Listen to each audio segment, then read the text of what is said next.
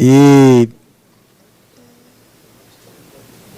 o Renato Rabelo, na sua intervenção inicial, fez referência a novamente os estudantes desempenhando um papel relevante no cenário político nacional, aí com a ocupação das escolas, das universidades, uma reação da juventude estudantil em relação a tanto a PEC 55 quanto a questão da reforma do ensino. Então, nós convidamos um dos educadores mais respeitados desse país, que é o professor Demerval Saviani, para discorrer sobre a reforma do ensino, ou melhor, a antirreforma do ensino. Então, com a palavra, o professor Demerval. Bem, eu queria inicialmente agradecer o convite, né, e dizer que, apesar das dificuldades, né, de agenda, eu procurei conciliar, porque considero que essa iniciativa é da maior relevância na conjuntura que nós estamos atravessando hoje, né, de debater e tentar esclarecer um pouco mais as questões que estamos enfrentando. Bom, para abordar essa questão da reforma do ensino médio, o primeiro ponto, a primeira pergunta é por que por medida provisória, né? Então, ela foi proposta de forma intempestiva, né? Sem que se trate de caso de relevância e urgência, que é aquilo que a Constituição determina para a edição de medida provisória. Eu poderia discutir um pouco mais a questão da medida provisória, como é que surge e o seu parentesco com os decretos-leis, né? Mas o tempo não permite, então eu só faço esse registro, né? E o segundo ponto a abordar seria o próprio caráter da reforma imposta, né? Que provocou fortes reações contrárias, né? Aqui também eu não vou me deter nos vários pontos, porque, na verdade, o que o texto da medida provisória faz é alterar vários artigos da LDB, especialmente aquelas que se referem ao ensino médio. E o principal ponto é o do artigo 36, né, onde se diz que o currículo do ensino médio será composto pela Base Nacional Comum Curricular e por itinerários formativos específicos a serem definidos pelos sistemas de ensino, com ênfase nas seguintes áreas do conhecimento ou de atuação profissional. Então, a redação já deixa a desejar, né, porque é composto pela Base Nacional e pelos itinerários, né? Na verdade, os itinerários se constroem sobre a base que a própria medida provisória prevê, né, como sendo a partir dela que o currículo deve ser construído, né, e, no entanto, edita uma medida provisória que supostamente teria o caráter de relevância e de urgência, né, quando a base não está estabelecida ainda, né? A base ainda está em processo de elaboração, deve sofrer discussões ainda até ser aprovada. E aí, então, esse artigo estabelece 5 itinerários, né? Linguagens, matemática, ciências da natureza, ciências humanas e a 5ª é formação técnica e profissional. Bem, como adiantei, essa proposta gerou fortes reações, que seria um outro ponto a ser abordado. Eu vou mencionar 3, mas não vou também desenvolvê-las, né?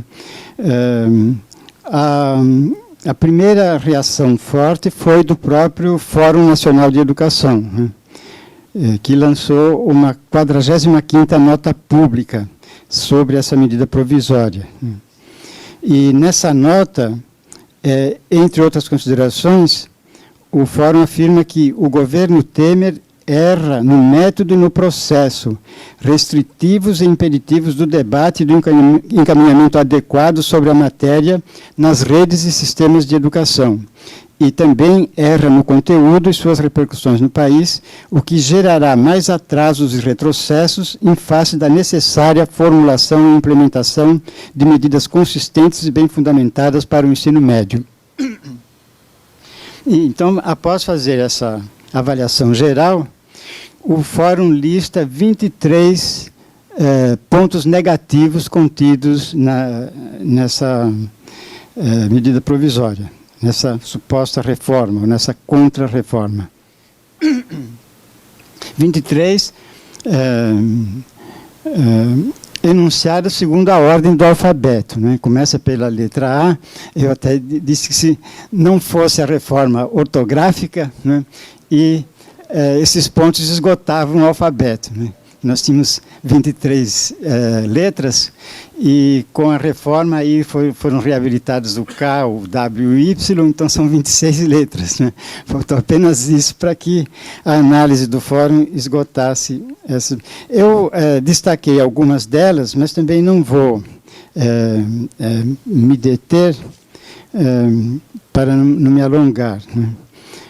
Uma outra reação crítica foi o comunicado oficial do Conselho Estadual de Educação do Paraná, né? Então, acho importante essa menção, exatamente porque o Paraná é um dos estados em que o movimento dos estudantes, né, dos alunos, mais avançou, foi onde mais escolas foram ocupadas, né, mas o governo ali também é mais resistente e mais alinhado com essas medidas decorrentes do golpe político. O Conselho Estadual de Educação do Paraná, na sessão plenária de 21 de outubro, ele registrou 8 pontos, né, sendo que os 4 últimos se referem diretamente à situação dramática vivida pela rede pública do Estado, com um grande número de escolas ocupadas pelos estudantes, né?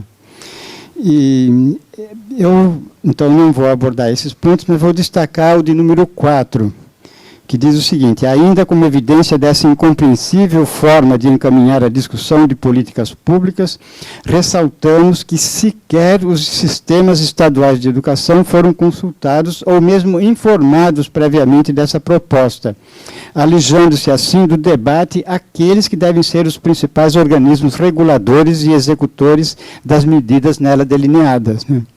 Porque, de fato, essa mexida no ensino médio afeta diretamente os estados, as redes públicas estaduais, porque, pela própria LDB, a prioridade dos municípios é a educação infantil e ensino fundamental junto com o Estado.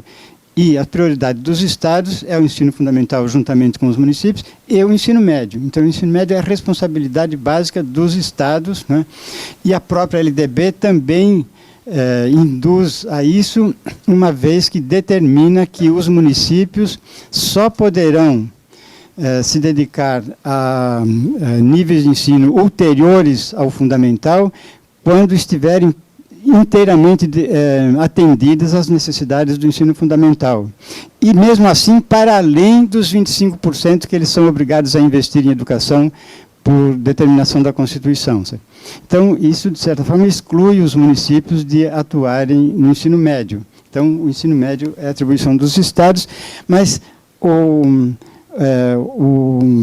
ministro toma essa decisão, que o Temer acata, né, de uma medida provisória, né, que mexe com todo o encaminhamento e a estrutura do ensino médio, né, sem sequer informar aos estados que estava tomando essa medida. Outra reação foi uma nota pública do Conselho Estadual de Educação da Bahia, né,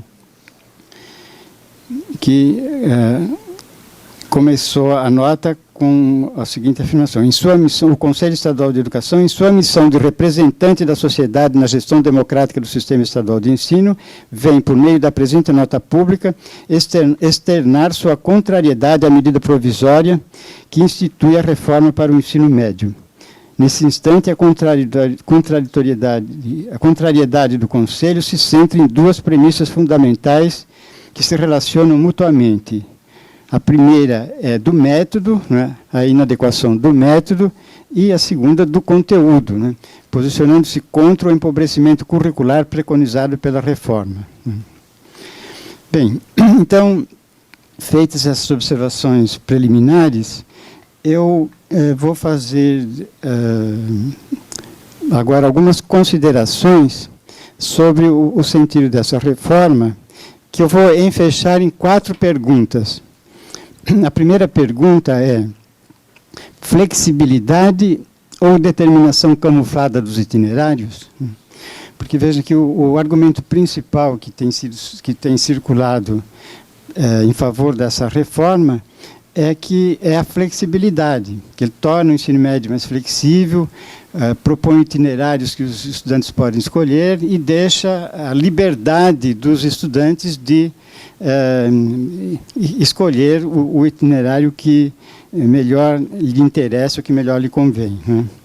Então, a pergunta é: flexibilidade ou pré-determinação camuflada dos itinerários, né? E aqui, para efeitos da gente compreender melhor isto, eu me reporto à reforma efetuada no período militar, né?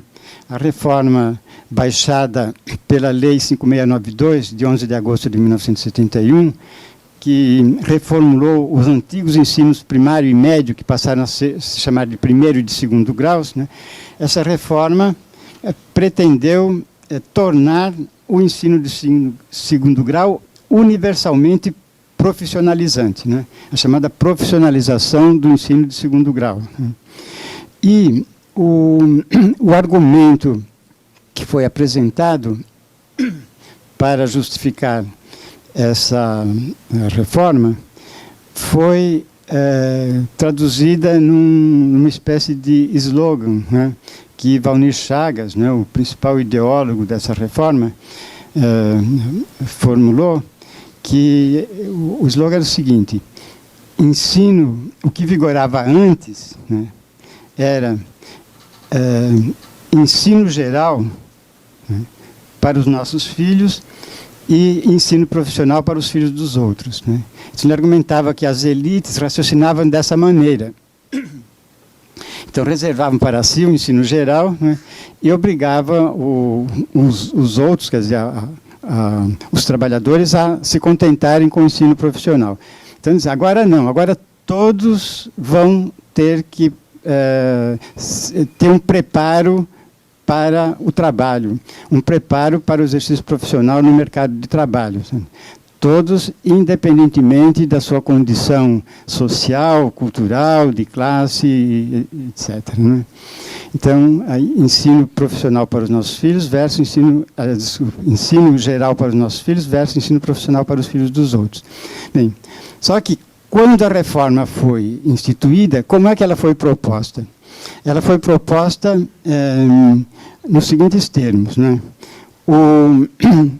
O ensino fundamental, o ensino chamado antes de primeiro grau, de 8 anos, né, ele deveria conter, nas 4 últimas séries, né, a sondagem de aptidões, né, visando a encaminhar a escolha profissional, que depois deveria ser objeto, né, do ensino de segundo grau, né, com a profissionalização. Mas, com o princípio da flexibilidade, que era também ali considerado um dos princípios chaves, né, da reforma do período da ditadura, então, pela flexibilidade, determinava-se que a terminalidade profissional era obrigatória, né, e a terminalidade ideal ou legal se dava ao final do ensino de segundo grau. Portanto, na conclusão do 3º ou 4º ano do ensino de segundo grau. Mas, nas regiões em que isso não fosse possível, ou nos locais, nos municípios em que isso não fosse possível, ou nas escolas em que isso não fosse possível, ou dentro de cada escola, aquelas crianças que não podiam estudar até o 11º ano lá, e o 12º ano, né, até o final do ensino de segundo grau, né? Então, a terminalidade deveria ser antecipada, né?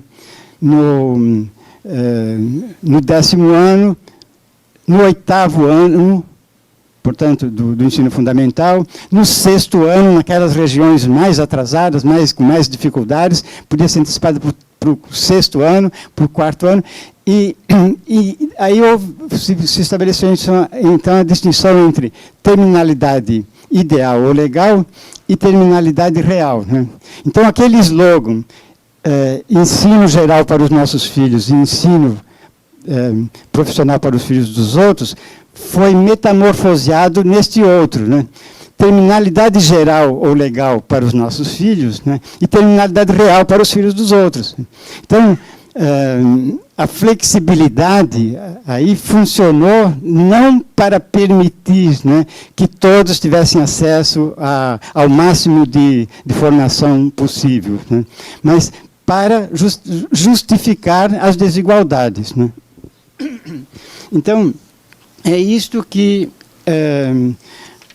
se pode verificar também no caso dessa reforma, porque são propostos aqueles 5 itinerários, mas os 4 primeiros, né, só serão viáveis para as elites, né, e há uma indução de que a maioria da população, né, se encaixe no 5º itinerário da formação profissional, né, sob o argumento de que, com essa formação profissional, eles terão mais facilidade de ocupar um posto no mercado de trabalho, ou, para utilizar a linguagem atual, serão mais empregáveis, né, embora não haja garantia de que vão ser empregados, né.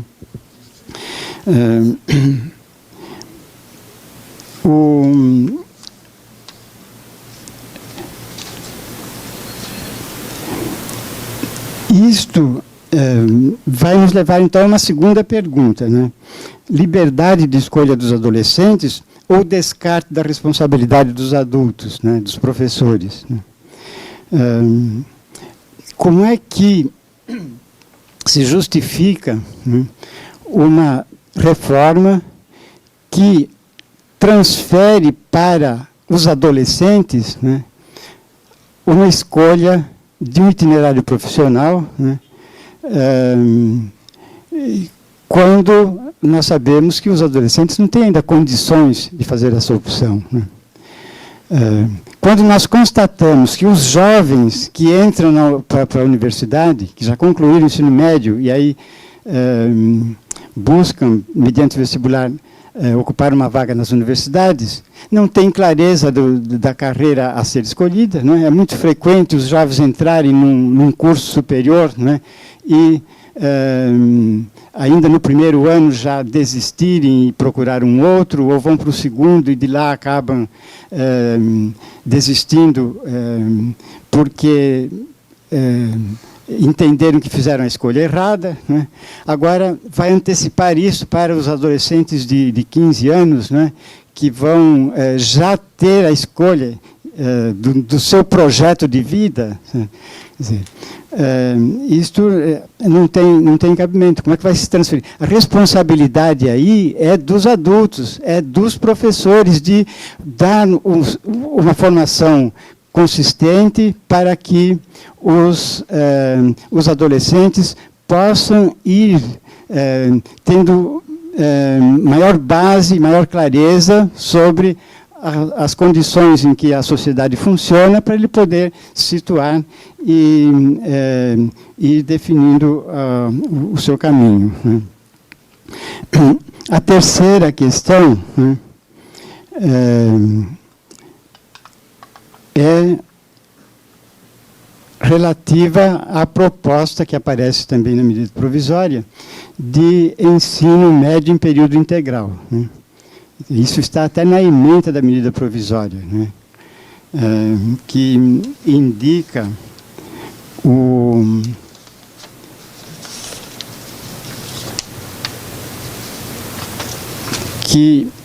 que o objeto dessa medida provisória, né, é instituir um programa de ensino médio em período integral, né, e mudar artigos da LDB e da lei que instituiu o Fundeb, né. Bem, então a pergunta que eu formulo é a seguinte: ensino em período integral para todos ou exclusão integral de todos os que trabalham? Porque se o ensino é em período integral, né, isso significa que aqueles que trabalham, né, não vão poder fazer esse tipo de curso, né, porque eles vão dispor de apenas um período para estudar, né, e não dos 2 períodos que o ensino em período integral implica. E isso também vai na contramão, né, do que se tentou implementar a partir da redemocratização e a partir da Constituição Federal e das estaduais, né. Vocês vejam que a Constituição do Estado de São Paulo, né, promulgada em decorrência da Constituição Federal, num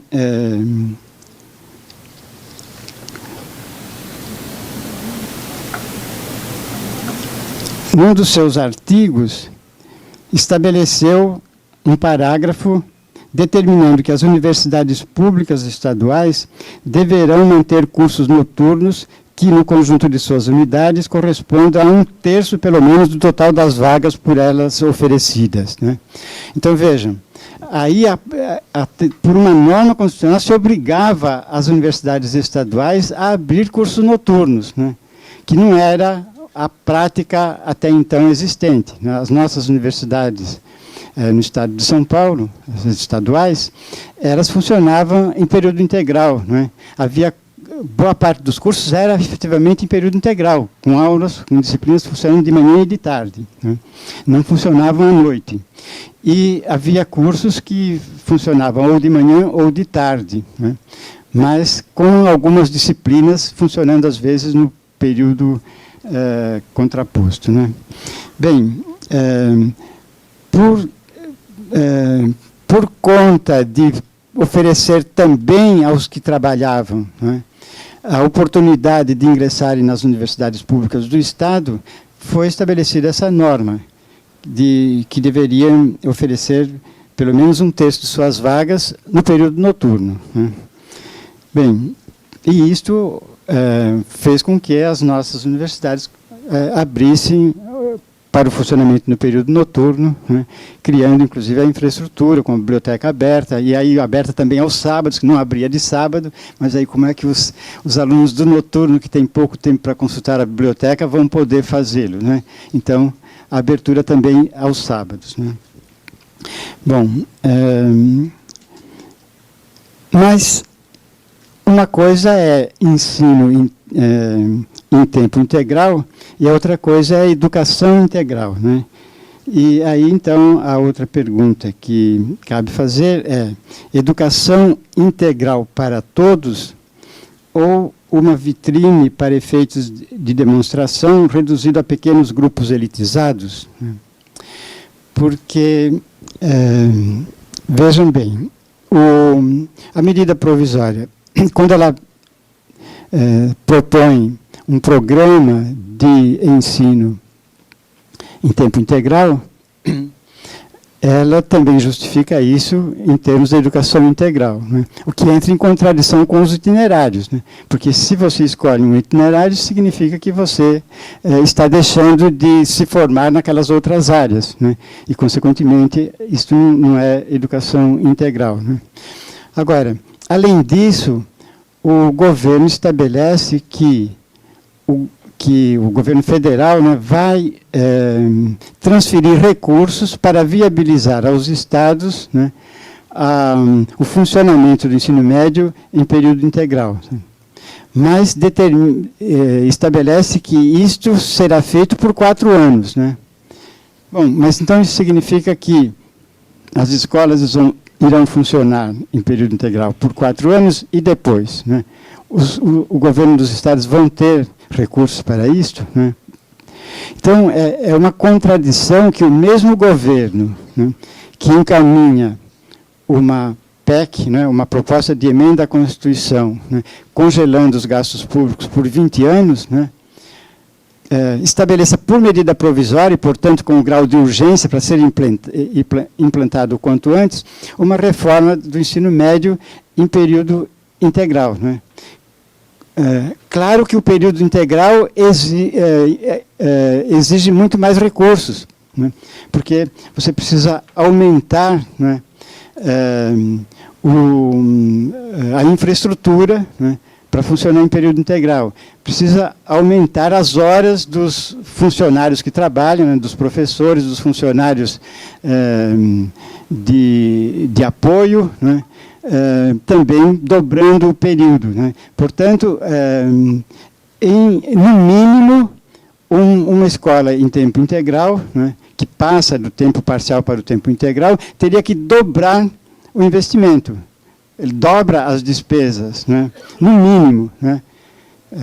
Seria mais porque há todo o investimento de infraestrutura, né, que já estava assegurado no período parcial, né, e não está no integral. Então, isso teria que ser provido também. Né? Então, isso fica uma interrogação. Né? Como justificar este aumento, né, na medida em que se está propondo que o Estado não vai gastar mais por pelo menos 20 anos. Né? E eu me referi a uma vitrine, por quê? Porque, embora não conste aí no texto da medida provisória, eu estive no dia 5 de outubro participando de um evento no Rio Grande do Sul, que era o 22º encontro da ASP, que é a Associação Sul-Rio-Grandense de Pesquisadores em História da Educação. Né? E o tema central desse 22º encontro era os 20 anos da LDB, porque a LDB completa, em 2016, 20 anos de vigência. Né? E eu, então, fui convidado para essa mesa que tratou desse tema. Né? E como eu estava lançando a 13ª edição do meu livro sobre a LDB, na qual eu então fiz uma atualização e acrescentei um capítulo tratando das 39 leis que mudaram a LDB de 1997, porque 7 meses depois já houve uma lei que alterou a LDB, né, até 2015. E na discussão naquela mesa estava participando também a Maria Beatriz Lúcia, que é uma professora da Universidade Federal do Rio Grande do Sul, que foi até a reitora pro tempo da Universidade da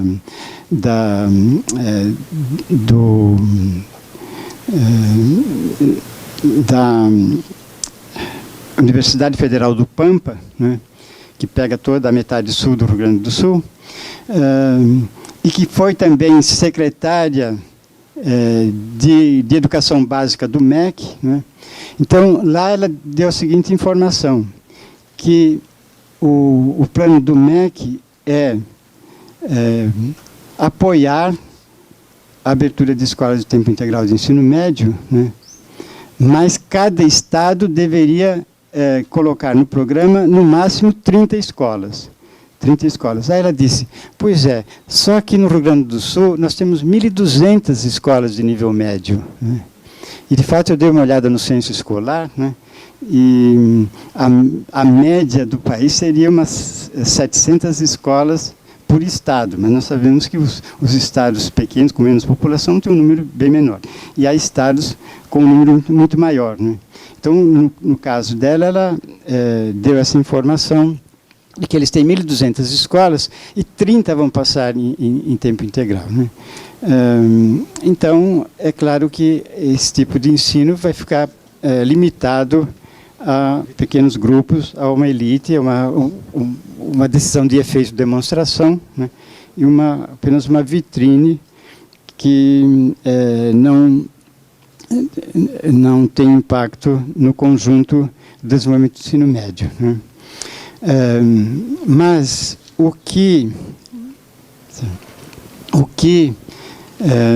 caberia observar, aí para concluir, é que é justamente essa pergunta: como é que se propõe uma reforma do ensino médio, prevendo um ensino integral, né, quando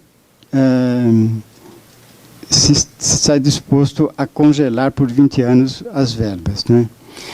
Então, tudo indica, e isso tem respaldo até nos ocupantes hoje do MEC e do próprio Conselho Nacional de Educação, né, que foi também modificada a sua composição por uma medida autoritária, né, sem seguir o procedimento normal, que era a de consulta às entidades, né, para indicar os representantes no Conselho Nacional de Educação. Então, foi mudada a composição do Conselho e colocado lá os representantes, aqueles que estão atuando no mercado da educação, né, na educação privada mercantilizada.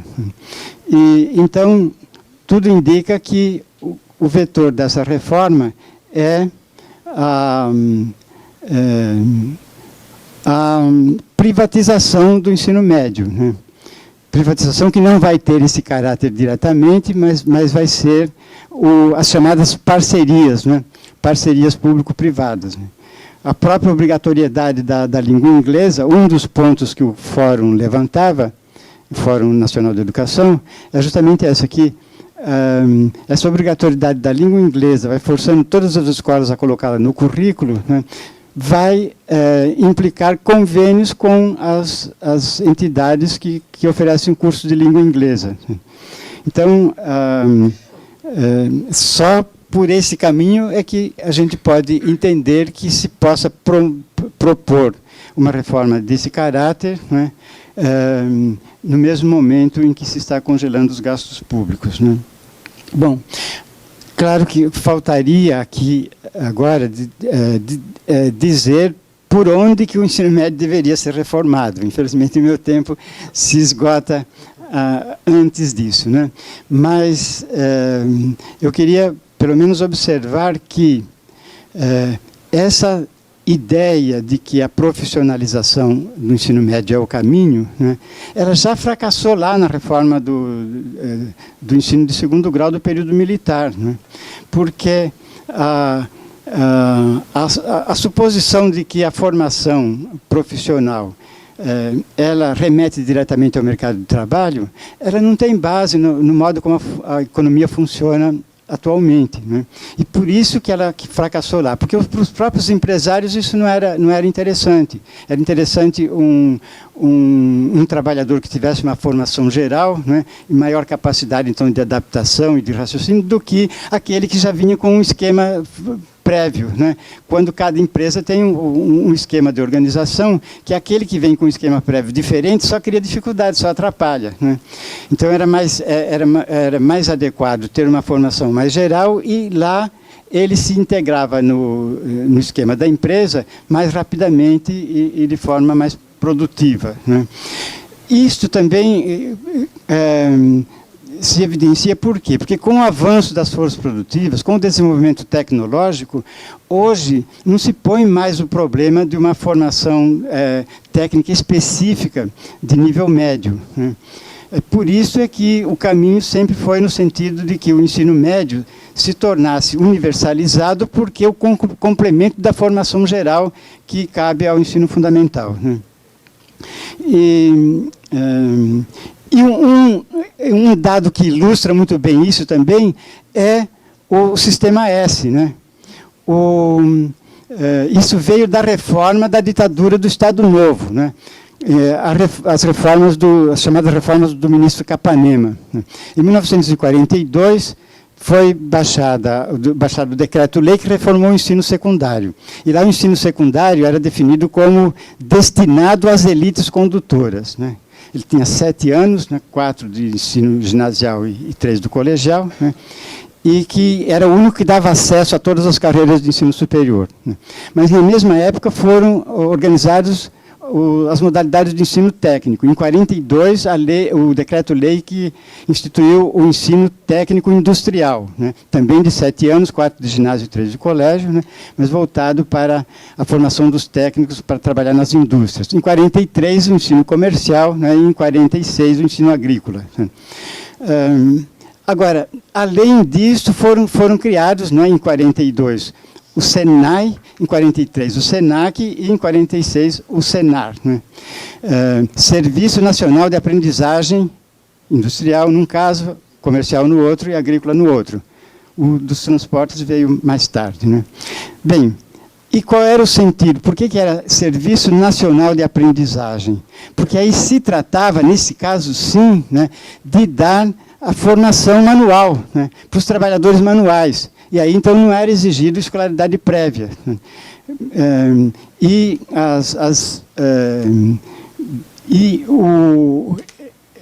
Isto foi colocado sob a responsabilidade das empresas exatamente porque se tratava de dar esse treinamento técnico. As empresas, de início, não queriam aceitar, e aí Getúlio ameaçou de colocá-la para os sindicatos dos trabalhadores, né? Aí, então, as empresas pegaram e até hoje estão mamando nessa teta aí do Estado, pública, né, do chamado Sistema S. Bom, mas e o que aconteceu com esses organismos? Hoje, nós temos SENAI, SENAC, né, oferecendo cursos superiores e até cursos de pós-graduação, certo? Quando esses organismos, sim, era para formar o trabalhador manual, aquele que ia exercer as tarefas mais simples, né, e que não exigia escolaridade prévia, certo? Agora, esses organismos perderam a sua função de origem e se transformaram em instâncias de ensino superior e até de pós-graduação, certo? Então, o caminho da reforma seria outro, seria aquilo que Gramsci propõe, né, de uma escola unitária, né, não profissionalizante, mas de formação geral, que possibilitasse aos jovens, né, uma fundamentação consistente para eles se situarem na vida social, né, e na vida ocupacional. E que é o que eu tenho traduzido também, né, como um ensino médio unificado, né, cuja função seria, para além do ensino fundamental, que já deve dar a fundamentação elementar nas várias áreas do conhecimento, né, como indica o currículo clássico da escola elementar, do ensino fundamental, né? Mas no ensino médio isso deveria ser feito, né, examinando-se, né, como a ciência, né, se converte em força produtiva no âmbito do processo de trabalho. Né? Então, seria um ensino geral, né, mas que iria além do domínio dos rudimentos dos conhecimentos científicos e teria a tarefa de explicitar a forma como a ciência se converte em força produtiva. E um dos elementos chaves disso agora é a questão das tecnologias eletrônicas, né, que hoje está disseminada e todo mundo usa e quase ninguém sabe os fundamentos disso.